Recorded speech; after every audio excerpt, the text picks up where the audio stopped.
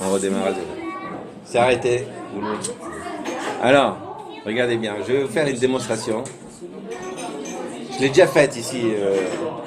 Et bon, ceux qui ont déjà entendu la démonstration plusieurs fois même. Laissez les personnes réfléchir. Qu'est-ce que vous faites toute la journée? Ici ou partout? Où vous voulez, à la maison, ici, où vous voulez. Qu'est-ce que vous faites toute la journée? On respire. On respire, oui.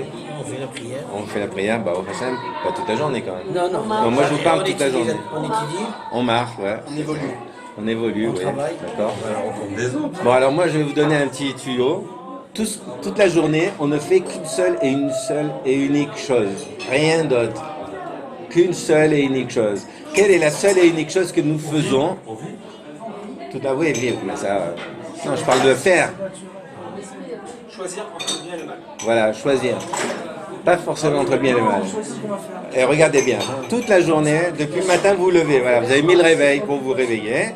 Et puis le réveil a sonné, vous dites, bon, hein, oula, je suis fatigué, j'ai étudié avec Yehuda pendant je sais pas quelle heure, jusqu'à 5 heures du matin. Maintenant, il faut se lever. Oh, je dors encore 5 minutes. Et donc, en fait, vous avez choisi de dire, je me lève pas au moment du réveil. Ou des fois, vous êtes tellement stressé, vous dites, j'ai des choses à faire, je me réveille avant le réveil. Des fois, ben alors quand vous allez vous lever, vous allez vous faire la toilette, ok, et puis après vous allez vous habiller. Quand vous habillez, ben des fois c'est cette paire de chaussures, une autre fois c'est une autre paire de chaussures, c'est ce pantalon, ce short, ce truc, cette veste, cette chemise. Vous choisissez en permanence. Vous choisissez tout le temps, vous choisissez. Ok. Après, je vais à la choule, je vais pas à la choule. Je prends le petit déj ou je vais. Et même quand je vais au petit déj, peut-être je prends un yaourt, je prends à la fraise ou à l'abricot, ou je prends les deux, ou je prends un café, ou je prends un café au lait. Mais en permanence, je suis face à des choses, des carrefours, où je prends ça, ou les deux. Enfin, vous voyez que je suis constamment en train de choisir. En permanence, je choisis. Vous avez compris qu'on choisit tout le temps? Maintenant, regardez bien. Ça, c'est important. Prenons un ordinateur équipé d'un scanner. Vous savez ce que c'est qu'un scanner? Un scanner, c'est un appareil qui lit une image. Donc on va prendre un scanner, un très bon scanner, dernière génération. Il lit l'image, donc on lui a mis une photo, une très belle photo. Il est en train de lire l'image. Il y a le rayon qui passe. Et puis après, le rayon donc, va envoyer le code de cette image-là dans un disque dur où il y a un programme qui va lire cette image. Et ce programme va restituer cette image sur l'écran. Un écran de dernière génération, 16 milliards de couleurs. Ok? Vous me suivez jusque-là? Maintenant, imaginons que dans le disque dur, j'ai mis un programme d'il y a 40 ans en arrière. Comment va être l'image? Elle va pas être terrible.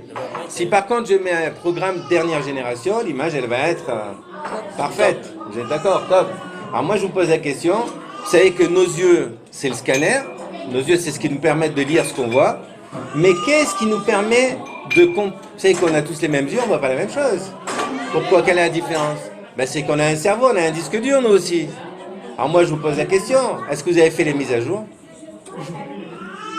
Eh oui, est-ce que vous avez fait les mises à jour?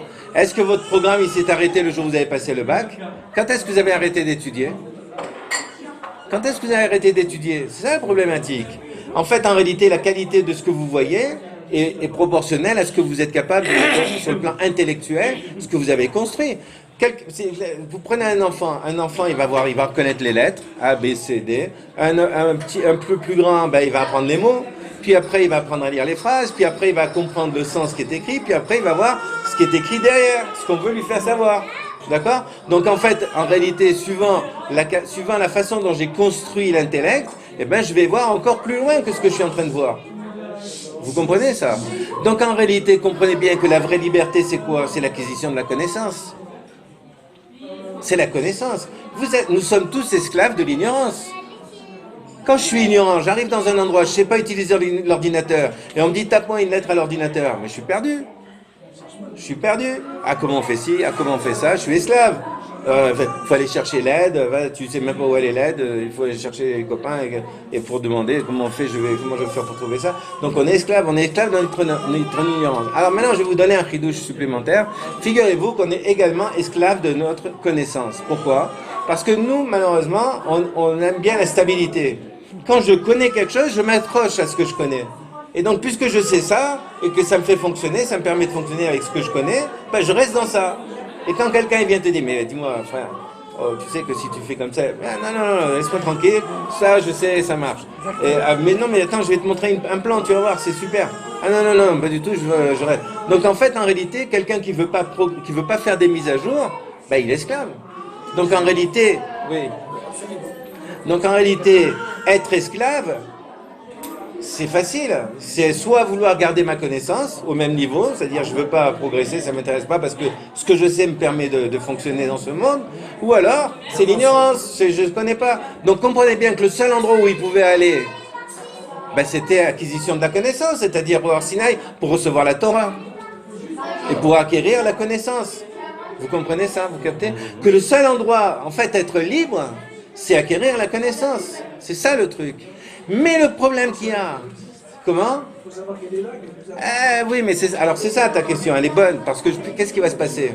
Regardez bien ce qui va se passer, c'est très pernicieux ce qui va se passer. C'est que les Bnei Israël, maintenant ils sortent de l'esclavage d'Égypte. Et l'Égyptien, le maître est mort. Alors, il y avait un maître, j'étais esclave du maître, mais le maître, maintenant je le vois, il est mort. Il n'y a plus de maître. Et quoi, tu me demandes d'aller encore un autre maître sur ma tête, alors que tu me dis que je suis libre maintenant, et tu veux me mettre un maître? C'est quoi l'histoire? Moi je veux pas un autre maître, maintenant je suis libre. Je suis libre, c'est ce qu'on a dit tout à l'heure, être libre, je veux être libre de faire ce que je veux. Ce que je veux. Pourquoi tu veux m'imposer un nouveau maître? Ah, tu veux me mettre un... Alors moi je veux faire moi le Dieu. Alors ils vont faire le veau d'or. Parce que quand ils font le veau d'or, qu'est-ce qui se passe? La différence entre Hachem et le veau d'or, c'est quoi? C'est que le veau d'or, c'est moi qui en suis le constructeur. Donc puisque c'est moi qui est le créateur, c'est moi qui ai créé ce Dieu, donc c'est à lui de m'obéir. Tandis que quand je vais être esclave et serviteur d'Hachem, alors c'est à moi de lui obéir. Vous comprenez la différence? Entre c'est moi qui va obéir à Hachem, ou est-ce que c'est Hachem qui va m'obéir? Or le problème qu'il y a, c'est qu'on nous dit que jusqu'à aujourd'hui, cette faute, on continue à la faire. Pourquoi? Mais il y a des gens qui font de tchouva, ils étudient, ils font la tfila, tout va bien, puis à un moment, il y a les choses dans la vie, ça s'écroule. Ça marche plus, ça marche plus. On dit, attends, mais je prie tous les jours, j'arrête pas, je pleure et tout, ça marche pas, Hachem, il me répond pas, etc. Eh ben, on jette le livre, et on tourne kazakh. Ça veut dire qu'en fait, on a pris Hachem comme si c'était moi qui l'avais créé. Parce qu'en fait, en réalité, puisque j'ai fait tchouva, alors à ce moment-là, c'est moi qui ai établi un rapport avec Akadosh Baruch Hu, j'ai fait tchouva. Donc je pense que j'en suis le créateur. Et donc là, en ce moment, je fais le chet ha'egel, la faute du veau d'or. C'est-à-dire, j'attends d'Hachem qu'il obéisse à mes ordres. Mais Hachem, il n'a pas à obéir à mes ordres, c'est à moi d'obéir aux ordres d'Hachem. C'est le contraire. Donc comprenez bien, en fait, en réalité, que la problématique du veau d'or est une problématique très complexe. C'est pas simple. C'est pas simple. Alors maintenant, ici, mon cher Rabbeinu, il dit, voilà, tu sais, à cause de tout l'or et le kesef que tu leur as donné, à cause de ça, voilà, ils ont fait le veau d'or. Alors, Akadosh Baruch Hu, il a reconnu. Et comment ils vont prouver ça? Comment on va prouver cette chose-là? Avec Rav Oshaya, il va donner un machal. Il va dire, les Adam, Shaya bo para krusha, ou ba levarim. Donc, il avait une vache avec la peau sur les os, d'accord? Achila, il lui a donné à manger karchinin des grains, ve'aita mebaetbo. Et une fois qu'elle était bien grasse, ça lui a donné un coup de pied. Vous savez, les gens, quand ils n'ont plus besoin de vous, tant qu'ils ont besoin de vous, Hachem, ils vous écoutent, ils sont à côté de vous, oui, merci, donne-moi mon salaire. Mais dès qu'ils n'ont plus besoin de vous, va te faire voir, tu m'as pris la tête ou quoi, je suis ton esclave, moi aussi je veux. Alors en fait, en réalité, regardez bien, ici, la Gemara, elle va nous expliquer des choses. Alors regardez bien, elle va nous donner un deuxième plan qui est encore plus costaud que ça. Alors je suis désolé pour les gens qui me pensent que je suis un peu, comment dire, on m'a accusé d'être... je m'en rappelle plus le nom, enfin bref. Bon, pas grave. Bon, je suis cru. Malheureusement, il faut appeler un chat un chat. Et malheureusement, quand il y a des choses, il faut les dire, mais il faut les dire. Hein. Alors là, regardez bien. Voici une autre histoire. On va nous raconter l'histoire Amar Rabbi Chia Baraba, Amar Rabbi Yochanan, au nom de Rabbi Yochanan. Machal. Voici Rabbi Yochanan, le Machal qui racontait pour nous expliquer cette idée-là. Les Adam, un homme, il avait un fils, chez Achitzo, alors donc il l'a lavé, Vesoro, il l'a massé avec des bonnes huiles et tout ça. Achilo, il lui a donné à manger. Ashkeo, il lui a donné à boire. Vetalaoki, Salsavaro, il lui a mis une bourse pleine d'argent sur ses épaules. Non, maintenant, le petit garçon, qu'est-ce qu'il a besoin de son père? Il n'a plus besoin de son père. Veoshivo al petar shel zonot, et il le met dans la porte des prostituées. Qu'est-ce que tu crois qu'il va faire l'enfant? Tu crois qu'il va pas fauter? Tu lui as donné le pouvoir. tu as donné la beauté, tu lui as donné tout ce qu'il faut, tu lui as donné le pouvoir, et maintenant tu le mets devant le Yetzera, tu crois qu'il va pas fauter avec ce Yetzera, c'est certain qu'il va se casser la figure. Donc en réalité, Moshe il est en train de dire à Kadosh Baruch Hu, c'est trop, tu nous as donné un piège, tu nous as fait tomber dans un piège. Alors maintenant tu te plains qu'on est tombé dans ce piège, c'est quoi l'histoire? Vous comprenez un petit peu comment ça se... Et là aussi, il y a plein d'exemples. En fait, un ventre crissé, donc un ventre plein de nourriture, c'est mauvais. C'est mauvais. Quand la personne elle est rassasiée, elle a plus besoin de vous. Ah, elle a plus besoin de vous, allez, dégage d'ici, tu nous as fatigués. Donc en fait, en réalité, la problématique, elle est qu'il faut faire attention de toujours maintenir les gens affamés un petit peu. Ne pas trop donner. Parce que, alors, si je comprends bien, ça veut dire qu'il a dicté des lois, mais il leur a tellement donné de richesse qu'en fait, ils sont... Ben oui, ils ont plus besoin d'Hachem. Ils sont riches. Quelqu'un qui est milliardaire, il a besoin d'Hachem, il a besoin de faire de la tzedaka, il a besoin de faire les mitzvot, de faire d'étudier la Torah.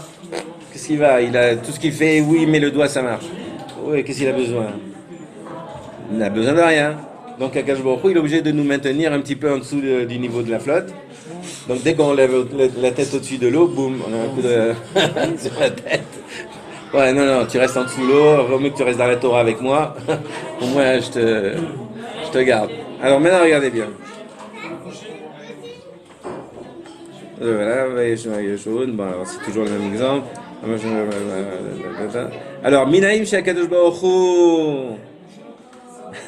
Odelo les Moshe, c'est-à-dire d'où est-ce qu'on sait qu'Akadosh Baruch Hu il a fait tchouva et qu'il a accepté l'idée de Moshe. Il a dit ok Moshe t'as raison. Shenema vekeser irbati lachem vezahav asou les Baal. Je leur ai multiplié des fortunes et avec tout cet or, ils ont fait Baal, ils ont fait malheureusement Regel Azav.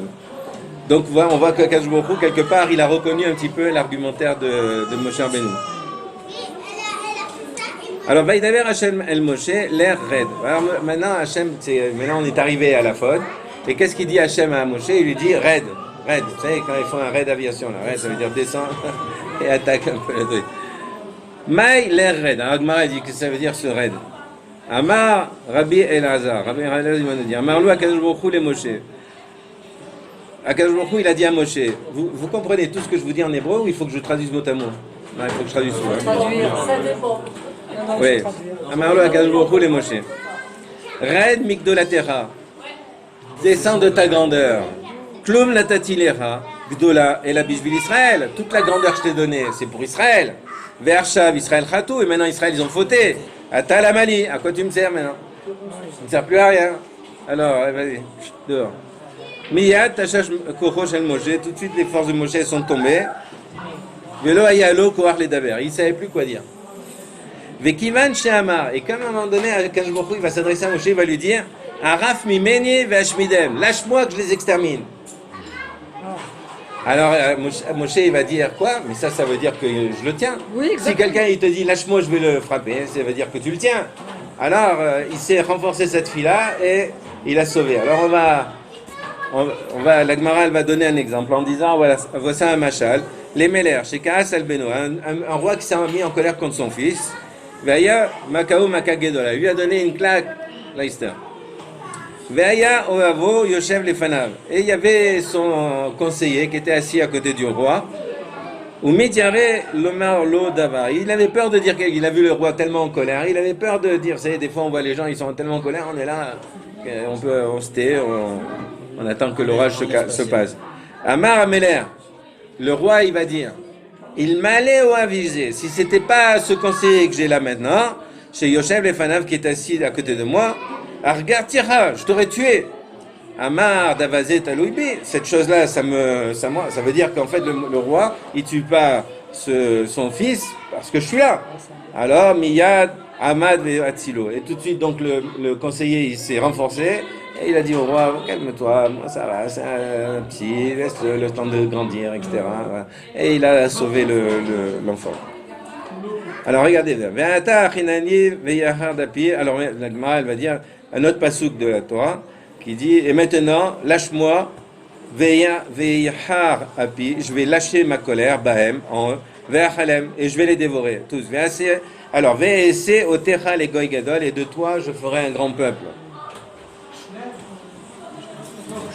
Alors, voilà,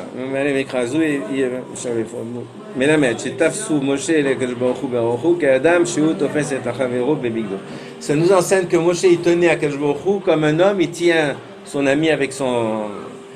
Là ici on a un gros problème, c'est qu'imaginons quelqu'un de Baruch Hu vient vous voir, à vous individuellement, et il vous dit tu sais, voilà tous ces gens là, ça vaut rien du tout. Je vais les exterminer à tous, tu sais. C'est Dieu qui vous parle, hein. Je vais les exterminer à tous. Et de toi, je vais faire un grand peuple. T'inquiète pas, tu vas trouver un mari ou une femme et tu vas créer des enfants et de toi, il va sortir un peuple. Qui c'est qui est capable de résister à une proposition pareille? C'est Hachem qui vous fait la proposition, c'est pas le copain d'à côté. C'est Hachem qui vous fait cette proposition. Vous êtes capable de résister à ça? Qui est capable? Il y a eu aussi une promesse. Oui. Moshe n'a pas oublié qu'Abraham une promesse, il n'a pas se prendre pour Abraham, Moshe. Non, mais quand même, malgré tout, Kadosh Baruch Hu, il a fait cette promesse-là à Moshe Rabbeinu. Et on voit que Moshe va refuser cette proposition et il va se battre avec Hachem maintenant pour sauver le peuple d'Israël. Parce qu'il y est attaché. Parce qu'il l'a sauvé, Alors, il faut parce qu'il le comprendre. couvre. On va comprendre. Vous connaissez bien le fromage, je suppose. Bon. Vous connaissez tous bien le fromage? Bon. Alors écoutez-moi bien. Selon le Sefer Arizal, vous avez entendu parler du Arizal? Le Arizal, c'était ce qu'on appelle un Mekoubal. Et lui, il va nous parler de ce qu'on appelle les Gilgulim. Vous avez entendu parler? Vous savez que nous sommes des Gilgulim. Vous savez qu'on a déjà existé dans des vies antérieures. Alors maintenant, regardez bien. Le Arizal, il va nous dire comme ça, que Moshe Rabbeinu, il était venu déjà dans le corps de Abel. Et Caïn a tué Abel. Et on ne pouvait pas reconstruire le monde avec un meurtrier. Donc il fallait qu'Adam Arishon il retrouve sa femme et qu'il fasse un autre enfant qui va s'appeler Shet. Maintenant, Shet, le problème de Shet, c'est qu'il n'y avait pas la Torah, il n'y avait rien. Et que donc, du fait qu'il n'y avait pas la Torah, il n'y avait pas de la loi, c'est que la loi n'existait pas à cette époque. Regardez aujourd'hui que la loi existe, le way que c'est partout dans le monde. Imaginez un monde où la loi, l'idée même de la loi, vous dites, non, on va mettre en place une loi. Une loi, c'est quoi ce truc? La loi, c'est quoi? Ça n'existe pas la loi. Donc c'est la loi du plus fort. Donc ça n'a pas marché. Akadosh Baruch Hu, il a dit, la terre, elle s'est remplie de, vous savez de quoi elle s'est remplie la terre? Hamas. Vous avez entendu parler de ce mot, Hamas. La terre s'est remplie de Hamas. On dirait qu'ils ont choisi, ils ont dû étudier la Torah, ils ont dit Hamas c'est un bon nom. Pour détruire la terre, et bon, on va utiliser ce nom, c'est un bon moyen de... Alors, et donc Akadosh Baruch Hu, il a décidé de détruire le monde. Maintenant, on ne va pas détruire le monde dans sa totalité, il faut recréer le monde. Alors il a cherché parmi tous les individus, il a trouvé un qui s'appelle Noach. Et il a dit, Noach, Rich Sadik, voilà, donc, maintenant il reconstruit le monde avec Noach. Le Harizal, il nous dit que Noach, c'est aussi Moshe Rabbeinu. C'est le Gilgul de Moshe Rabbeinu. Alors en fait, il faut savoir qu'est-ce qui se passe. Quand vous étudiez la comment? Oui. Si? Moshe Rabbeinu, quand Noach est décédé, quand Noach a quitté ce monde, oui, non, non, c'est Moshe qui est le Gilgul de Noach. C'est Moshe qui est le Gilgul de Noach. Et Noach qui est le Gilgul de Shet. Et Shet qui est le Gilgul de Abel. Et tous ces gens-là, c'est Moshe Rabbeinu. C'est la Neshama de Moshe Rabbeinu. C'est clair? Oui. Alors maintenant, regardez bien. Si vous étudiez la paracha, vous savez que là ici, Moshe Rabbeinu, il est tellement en train de chercher une solution pour sauver le peuple d'Israël, qu'il va dire, Veimaïn mechanina mesifrera. Sinon, si tu les sauves pas, eh ben, efface-moi ton livre. Et comment c'est marqué, mesifrera, on peut lire Mesefer Kaf, du 20e livre. Le 20e livre, c'est Tetzavé. Parashat Tetzavé, c'est où le nom de Moshe ne figure pas. Mais si vous étudiez ce pasouk, si vous lisez ce pasouk bien, vous allez voir que ce pasouk, on ne peut pas savoir qui des deux parle. On ne sait pas si c'est Moshe qui parle avec Hachem ou si c'est Hachem qui parle avec Moshe. Alors si c'est Moshe qui parle avec Hachem, eh ben on voit que le nom de Moshe a été effacé effectivement dans le 20e livre qui est Parashat Tetzavé. Mais si c'est Hachem qui parle, qui dit Ve'im Aïn Mechanina Mesifra, Aïn ça veut dire quoi? Sinon, ça veut dire quoi? Hachem il dit moi je veux les détruire. Toi tu peux pas. Alors sinon, sous-entendu si je les détruis pas, alors efface-moi de ton livre. Alors c'est quoi le livre de Moshe? C'est lequel? Eh ben non. Oui, il a écrit Devarim. Mais Moshe il est revenu en Gilgul dans le corps de Mordechai. Il est revenu dans le corps de Mordechai. Et on va voir que la Megillah d'Esther, le nom d'Hachem ne figure pas. Voilà. Exact. D'accord? Donc voilà, voici un petit peu des petits simanim que la Torah nous donne, des petits clins d'œil qu'elle nous donne pour qu'on comprenne les choses. Par exemple, vous savez que vous avez Kippour et vous avez Purim. Et Kippour, on l'appelle Yom HaKippurim. Quand on traduit bien Yom HaKippurim, c'est un Yom qui est comme Purim. D'accord? Maintenant, celui-là, il est président. L'autre, il pourrait être comme le président. Lequel c'est le plus important des deux?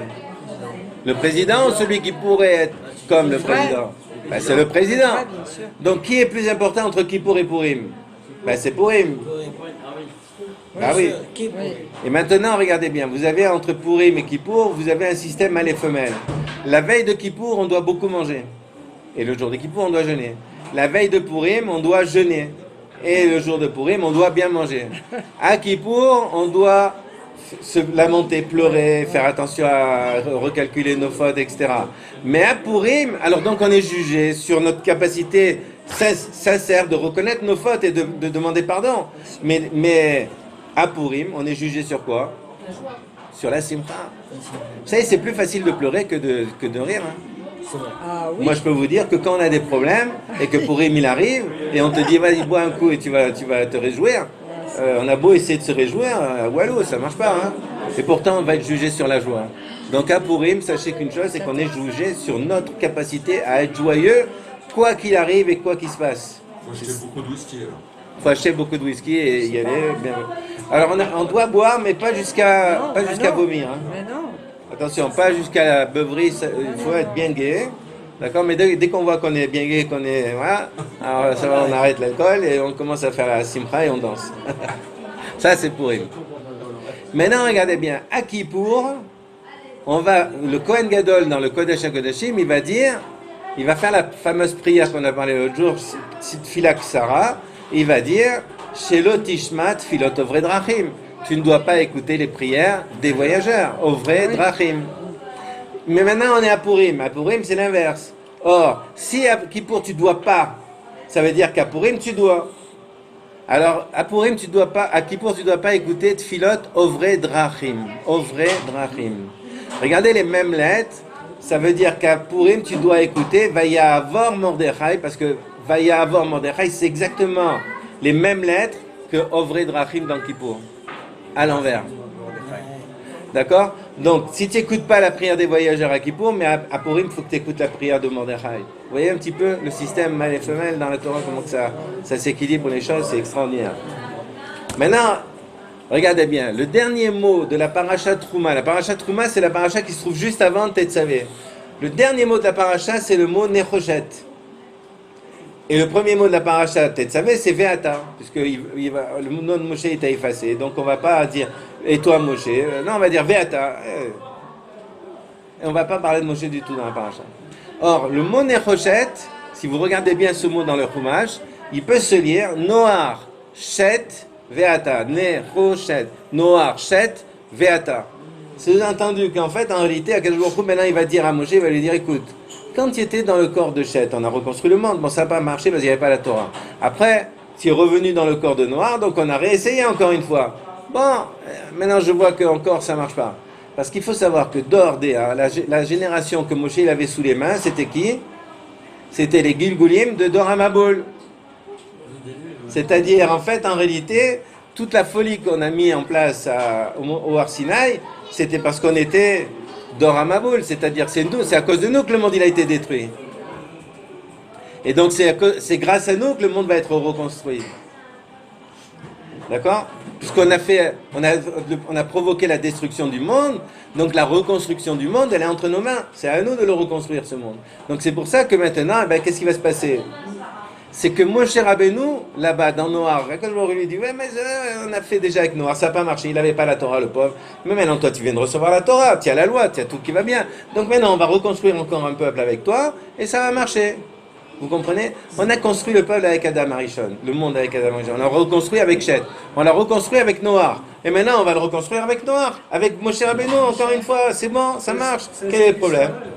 Tu comprends le truc? Ça est tout. Mais donc comprenez bien une chose, c'est que maintenant il faut comprendre une chose, c'est que entre Moshe et Noach, ben, il y en a eu un qui s'appelle Abraham. Et Abraham, lui, il a prié même pour les gens de Sodome.